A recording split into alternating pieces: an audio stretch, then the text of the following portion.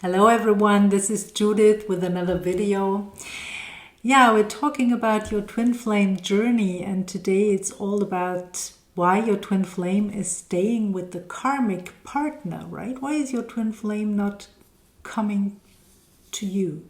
Why is your twin flame not leaving the karmic partner? Maybe your twin flame has even said at some point that the relationship was not so good anymore, or something like that. Why is he not leaving that person and coming to you? So yeah, this is always the question, right? What is this about? And basically the karmic partner, sometimes there is no karmic partner, then the karmic partner could be work or the family or some other things, right? But very often there is a karmic partner. Now, what's the reason for this, right? So the reason is basically that your twin flame, of course, is feeling the same thing as you in the beginning, right? But he is doing something else with those feelings. You are triggering each other, right? And this scares him. So he runs for the hills, right? It just scares him, and he tests the waters maybe a little bit here and there, but basically he doesn't want to come towards you. It doesn't feel good. On some level he's triggered, insecure, whatever, right? And you're triggered as well, right? If you're honest, you've been triggered a lot by your twin flame in the beginning. But despite those triggers, you want to be with with your twin flame. You want to be there. And that already in itself is really strange. Because you're like, you know, in this, maybe you are still there. For me, it was like this for a long time, for years. That you are maybe like thinking of your twin flame first thing in the morning, you think of your twin flame last thing in the evening. You're like thinking about your twin flame throughout the day, right? And that's normal. It's really a process for us to learn how to handle all of those things, and until we arrive at this point where we really commit to our healing and really do the inner work. So yeah, how does this work, and why inner work is the only way out, right? Because it's an energetic process, and basically you are giving your energy away to your twin flame. You are like thinking of your twin flame, and by this you are sending your twin flame energy. And what your twin flame is doing then is he is taking this energy, subconsciously of course, right? He's just taking this energy, and this energy is helping him to keep up the life with his karmic partner. So why does he choose this life? Because that's something that is familiar. And believe it or not, the thing that is familiar for you is to want something that is not in your life, right? To want something and to long for your twin flame. That's a pattern that you know, right? And comes out of lack. You don't have that, and you're longing. And this longing feels like intense love. So that's simplified, of course, right? There is another something else at play as well. But I want to break it down to those energies, because really you might be throughout your life someone whose tendency is overgiving, and that's not something that is true for your twin flame. Your twin flame is capable of taking things, right? He basically, for both of you, it's a kind of a lack situation at the root, right? And out of lack, you've been like giving and giving your energy away to other people, and your divine counterpart, out of lack, he's been like taking everything that he could possibly get, right? Of course, there are ups and downs in both of your biographies, but that's the reason why some divine counterparts, some divine masculines, they on a material level, they seem to have it all, right? So there seems to be no lack.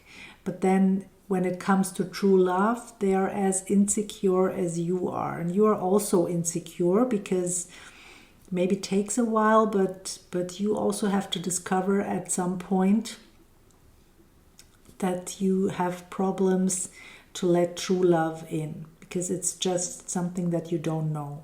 But we have to take the journey to get there, right? And that's all fine. The good thing is that you're longing for your twin flame. That in itself is a value, because you are now ready and motivated to do the healing, right? Which otherwise would not take place. So it's not wrong. That's nothing along the journey is really wrong.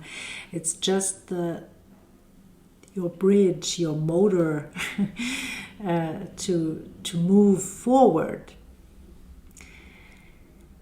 and to look for the solution, right? So, and I think it's really useful to know that your twin flame can only keep up this life when you are giving him or her your energy. When you're taking back your energy, because really you have to come to the awareness and to the deep awareness that you are one at the core, you and your twin flame. You can never look for your twin flame on the outside, right? Because that's where he's not there. He or she is not there on the outside. It's on the inside. You're not separate. In truth, you're not separate from anything. Everything is a reflection of your inner world. And it becomes very, very clear with your twin flame, because maybe you could approach other things on the outside. You could approach other things by controlling them. But with your twin flame, this is impossible. It just doesn't work. So you have to really feel that you are one with your twin flame. Your twin flame is a reflection of you, right? So when you heal and when you resolve your wounds, when you take steps, then this always has an effect on your divine counterpart. It is like that, right?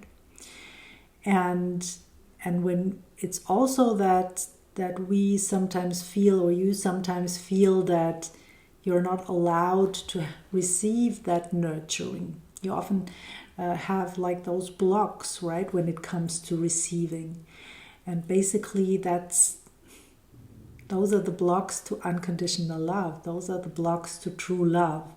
Because this was something that you were shutting out probably very early on. Because the things around you were not feeling good. So we're saying not taking in any of that. And that was healthy maybe at that point, but now it's a problem.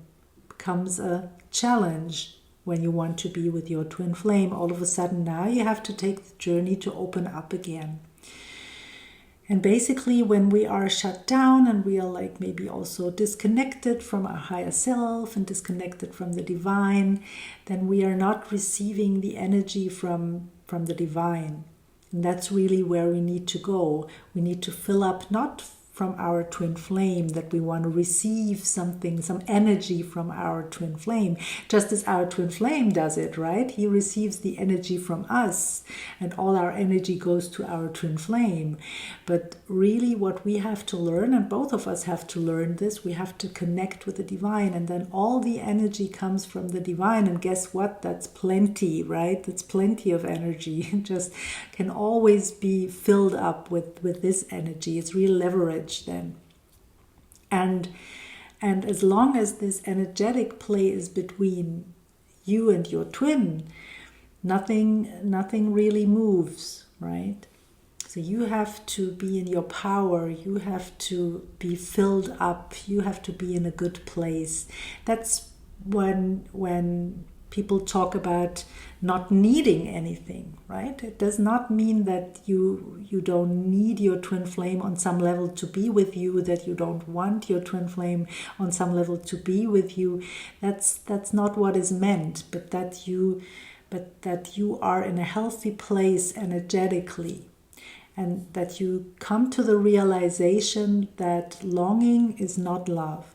And if you want to have a little bit more information about that, you can choose to get my free webinar. There's a link in the description box, because I'm talking about this as well in the webinar. And there is also a piece that you can go back to on a daily basis for clearing the energy for you and your twin flame, so that you have a clear slate every day, and that you are in the best possible energy that sets you up for your journey, right? So yeah, and you also find my offers in the description box if you're interested to work with me. Can go there. Yeah, so that's something really, really important to know. And only also, I don't know in what phase you're in at the moment, right? But it's also very, very important for us to know what's coming on the journey.